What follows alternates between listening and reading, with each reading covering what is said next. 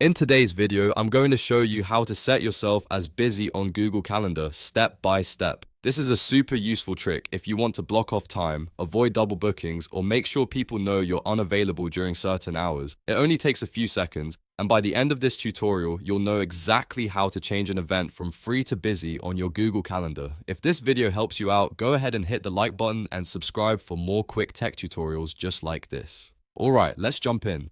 First, open Google Calendar on your computer. You can do this by going to calendar.google.com in your browser and signing in with your Google account if you're not already logged in. Once your calendar loads, you can either click on an existing event or create a new one. If you already have a meeting, appointment, or block of time you want to mark as unavailable, just select that event to open it. If you don't have one yet, you can create a new event by clicking on the desired time slot. After the event window opens, look for the pencil icon. This is the edit button and it lets you change the event details. Click the pencil icon to open the full editing screen. Now that you're inside the event editor, look for the drop-down menu near the time fields. By default, it may say free. This setting tells Google Calendar whether that time should appear as available or unavailable. Click on that drop-down menu and change it from free to busy.